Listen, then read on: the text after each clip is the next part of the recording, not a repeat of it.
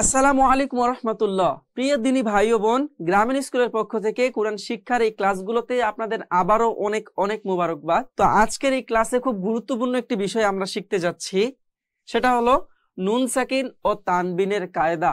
কিভাবে নুন সাকিন ও তানবিন পড়তে হয়। বলা চলে এতদিন ধরে আমরা যে ক্লাসগুলো করে আসতেছি, এই ক্লাসগুলোর মধ্যে এটা একটা নতুন ধাপ। আমরা এর আগে কিন্তু দুইটি ধাপ পার করেছি।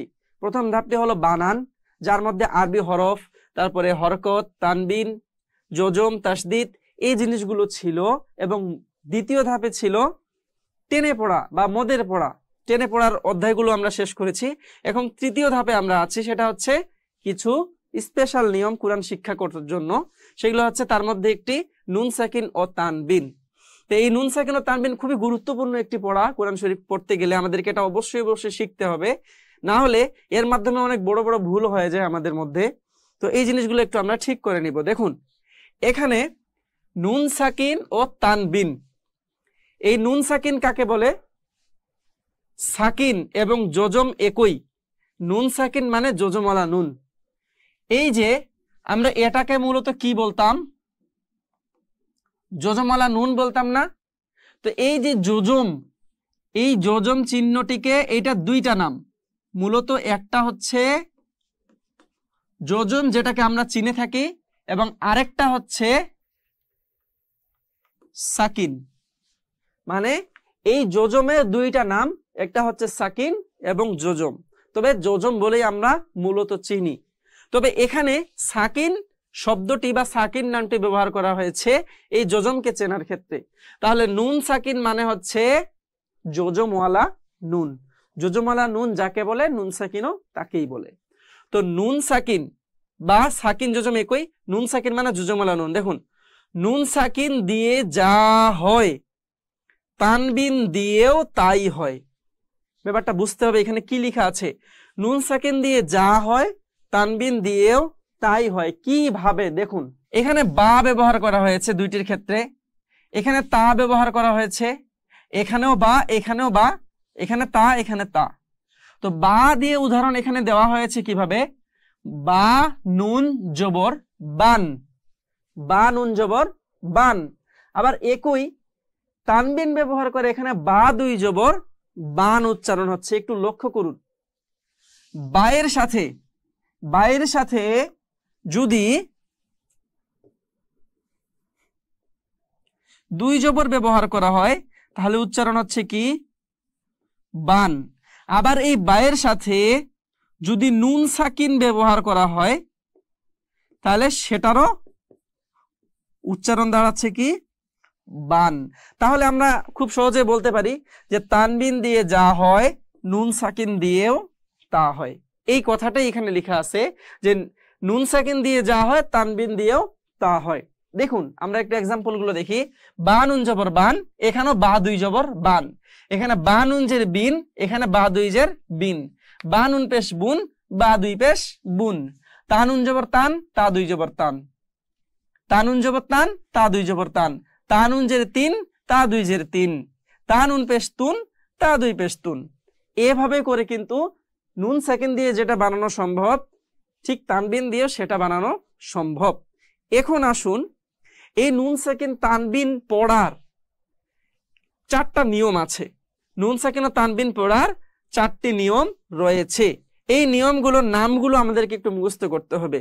কি? প্রথমটা হচ্ছে ইকলাব, ইকলাব। দ্বিতীয়টা ইদগাম, এবং 3 নাম্বার ইজহার, এবং 4 নাম্বার ইকফা। ইকলাব, ইদগাম, ইজহার, ইকফা। ইকলাব, ইদগাম, ইজহার, ইকফা। এই চারটা নিয়ম আমরা এখন আস্তে আস্তে শেখার চেষ্টা করব। তবে আজকের ক্লাসে আমরা শুধুমাত্র একটা, সেটা হচ্ছে ইকলাব। ইকলাব কাকে বলে, ইকলাব কিভাবে পড়তে হয় এটা জানার চেষ্টা করব এখন। দেখুন ইকলাবের পরিচয়। ইকলাব মানে পরিবর্তন করে পড়া। ইকলাবের হরফ একটি। ইকলাবের হরফ একটি। আচ্ছা, আমরা যে একটু আগে দেখলাম যে চারটা নিয়ম নুন সাকিন ও তানবিনের, প্রথমটা হচ্ছে কি? ইকলাব। 2 নাম্বার কি? ইদগাম। 3 নাম্বার কি? ইজহার। এবং 4 নাম্বার কি? ইখফা। এই যে চারটা নিয়ম, এই চারটা নিয়মের প্রত্যেকটার ভাগে ভাগে কিন্তু কিছু কিছু হরফ দেওয়া আছে। আরবি হরফ 29টি আমরা সকলেই জানি। তো এই 29টি হরফ এই চারটি ভাগ আপন আপন ভাগ করে নিয়েছে। তার মধ্যে মাত্র একটি হরফ ইকলাবের ভাগে পড়েছে, সেটা হচ্ছে বা। তারপরে ইদগামের ভাগে 6টা হরফ আছে, ইজাহারের ভাগে 6টা হরফ আছে এবং ইকফার ভাগে আছে 15টা হরফ। তো সেগুলোতে আমরা ধীরে ধীরে যাব।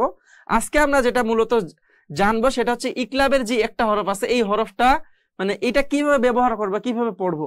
দেখুন এখানে কি লেখা আছে, নুন সাকিন ও তানবিনের বামে, নুন সাকিন এই যে যোজমালা নুন বলছিলাম না, এই নুন সাকিনের বাম পাশে যদি বা আসে অথবা তানবিন, যে কোনো একটা হরফের উপর তানবিন আছে বা নিচে তানবিন আছে, এই তানবিনের বামে এই বা চলে আসছে, মানে নুন সাকিন অথবা তানবিনের বামে যদি বা আসে, ওই নুন সাকিন ও তানবিনকে মিম দ্বারা পরিবর্তন করে পড়তে হয়। একটু জটিল মনে হলেও আমরা যখন এই উদাহরণগুলো করতে যাব তখন কিন্তু আমাদের কাছে জিনিসটা সহজ হয়ে যাবে। আমরা আরেকবার সংজ্ঞাটি পড়ে নেই। নুন সাকিন ও তানবিনের বামে বা আসলে, বাটা কিসের হরফ? ইকলাবের হরফ। তাহলে বা যদি নুন সাকিন তানবিনের বামে আসে, ওই নুন সাকিন ও তানবিনকে মিম দ্বারা পরিবর্তন করে পড়তে হয়। ঠিক একইভাবে ঈদগামের 6টা হরফ আছে, ঈদগামের 6টা হরফ যদি নুন সাকিন তানবিনের পরে আসে তাহলে ঈদগাম হবে। আবার ইজাহারের 6টা হরফ আছে, ইজাহারের ওই 6টা হরফ যদি নুন সাকিন তানবিনের বামে আসে তাহলে ইজাহার হবে। আবার ইকফার 15টি হরফ আছে, সেই হরফগুলো যদি নুন সাকিন তানবিনের বামে আসে তাহলে সেগুলো কি হবে? ইকফা হবে। ঠিক একইভাবে ইকলাবের যে হরফটি বা, এই হরফটি যদি নুন সাকিন ও তানবিনের পরে বা বামে আসে তাহলে এখানে ইকলাব করতে হবে। আর ইকলাব মানে কি? পরিবর্তন করে পড়া। কিভাবে পরিবর্তন করব? মিম দ্বারা পরিবর্তন করব। এখন আসুন আমরা মিম দ্বারা পরিবর্তন হওয়া কিছু শব্দ পড়ে নেই। প্রথমে এখানে দেওয়া আছে হামজা নুন জবর আন, এই যে নুন সাকিন পেয়ে গিয়েছি। আমরা যখন আরবি পড়তে যাব তখন আমাদেরকে লক্ষ্য রাখতে হবে যে পড়ার মধ্যে কোন জায়গায় আমরা নুন সাকিন বা তানবিন পাচ্ছি। যখনই পড়তে পড়তে আমাদের নুন সাকিন বা তানবিন চোখে পড়ে যাবে তখন ওই নুন সাকিনের বামে কি হরফ আছে এটা দেখতে হবে। ইকলাবের হরফ আছে নাকি ঈদগামের হরফ আছে নাকি ইজাহারের হরফ আছে নাকি ইকফার হরফ আছে, এটা আমাদেরকে দেখতে হবে। তো এখন আমরা এখানে দেখতে পাচ্ছি নুন সাকিনের বামে কিসের হরফ আছে? এখানে বা, মানে ইকলাবের হরফ। তো নুন সাকিনের বামে যে ইকলাবের হরফ আছে, এই জন্য এই যে নুন সাকিনের দন্তান্ন উচ্চারণ হয় না, এখানে নুন সাকিনের কারণে কিন্তু একটা দন্তান্ন উচ্চারণ হয়। তো এই যে দেখুন হামজা নুন জবর আন না, এই যে দন্তান্নটা উচ্চারণ হচ্ছে, এই দন্তান্ন জায়গাটি, যে দন্তান্নটি নুন সাকিনের জন্য উচ্চারণ হচ্ছে, এই জায়গাটিতে মিম দ্বারা পরিবর্তন করতে হবে। কি দিয়ে? মিম দ্বারা পরিবর্তন করতে হবে। তাহলে এইখানে একটা ছোট্ট মিম দেওয়া আছে, আপনারা দেখতে পাচ্ছেন। এই ছোট্ট মিমটাই হচ্ছে পরিবর্তন করতে হবে আমাদের এই নুনের জায়গায়। তাহলে এই নুনের জায়গায় মানে এই দন্তান্নর জায়গায় মিম যদি দিয়ে দিই তাহলে এটা মো উচ্চারণ হবে। কি উচ্চারণ হবে? মো। মিম দিয়ে দিলাম আমরা নুন সাকিনের জায়গায়। তাহলে আন বাত আজবর বাত, আন বাত নুন আলিফ জবর না, আন বাত না, এটা এখানে লেখা আছে আন বাত না, কিন্তু এই নুন সাকিনের বামে বা আসার কারণে এই নুন সাকিনটা মিম দিয়ে পরিবর্তন করতে হবে। আর সেই জন্য এখন উচ্চারণ হবে আন থাকবে না, আম হয়ে যাবে। তাহলে আম বাত না, আম বাত না, আম বাত না। বোঝা গিয়েছে ক্লিয়ার ভাবে? এই একই নিয়মে প্রত্যেকটিতে যেই জায়গায় নুন সাকিন অথবা এই যে তানবিন, তানবিনের বামে বা আসছে, দেখুন এই যে এটা তানবিন এবং তানবিনের বামে বা আসছে, যার কারণে এখানে একটা ছোট্ট মিম দিয়ে দিছে। তো বাংলাদেশের বেশিরভাগ কোরআন শরীফে এরকম ছোট্ট ছোট্ট মিম দেওয়া থাকে। মানে দেখবেন যে তানবিনের বামে যদি বা আসে অথবা নুন সাকিনের বামে যদি এই যে বা আসে তাহলে এরকম একটা ছোট্ট মিম দেওয়া থাকবে আমাদের সুবিধার্থে, যেন এই মিমটা দেখে আমরা বুঝতে পারি যে এখানকার নুন সাকিন বা এখানকার তানবিনটাকে আমাদের মিম দিয়ে পরিবর্তন করতে হবে। কিন্তু অনেক কোরআন শরীফ এরকম আছে যেখানে এই হিন্সটা, এই যে ছোট্ট মিমটা দেওয়া থাকে না, তখন আমরা বিপাকে পড়ে যাই। আমরা তখন ওইটাকে লায়ুন বাজান না, মানে এটা আন বাতনা পড়ে যায়, আম বাতনা আর পড়ি না।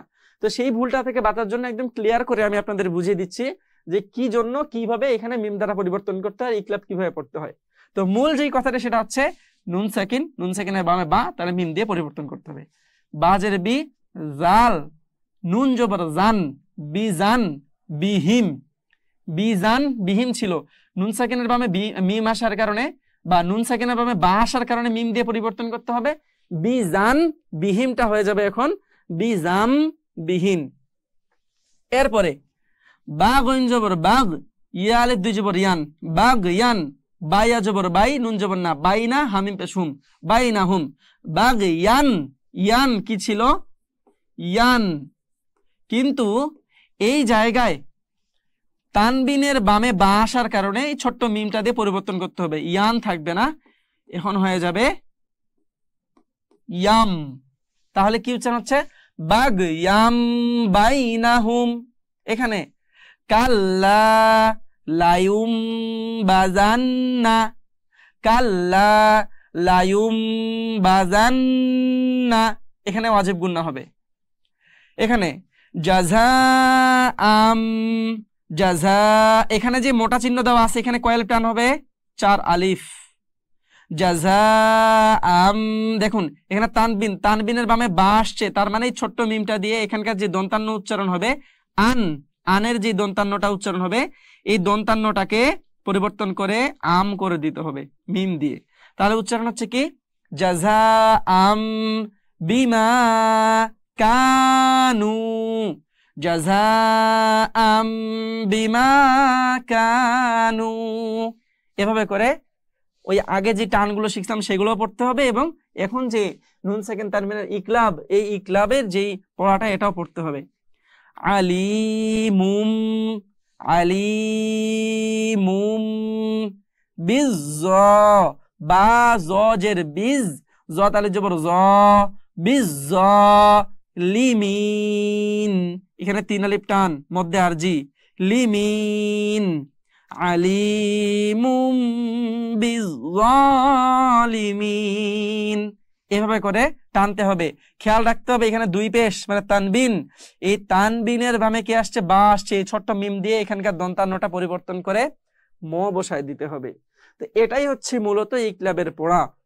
নুন সাকিন ও তানবিনের 4টি নিয়ম, ইকলাব, ইদগাম, ইজাহার, ইকফা, এই 4টির মধ্যে একটি নিয়ম আমরা শিখে গেলাম খুব সহজেই। নুন সাকিন ও তানবিনের বামে বা আসলে ওই নুন সাকিন তানবিনকে মিম দ্বারা পরিবর্তন করে পড়তে হয়। এই লাইনগুলো না আপনারা একটু মুখস্থ করার চেষ্টা করবেন যেন মনে থেকে যায়। তো যাই হোক, আজকের ক্লাস এই পর্যন্তই। আজকের ক্লাসে আমরা নুন সাকিন ও তানবিন এবং নুন সাকিন ও তানবিনের ইকলাবের নিয়মটা শিখেছি। আশা করি এভাবেই আমরা শিখতে থাকবো, আর খুব তাড়াতাড়ি আমরা কোরআন শরীফ পড়তে পারবো ইনশাআল্লাহ। তো এই আশাবাদ ব্যক্ত করে আজকের ক্লাস এখানে শেষ করছি। আসসালামু আলাইকুম ওয়া রাহমাতুল্লাহ।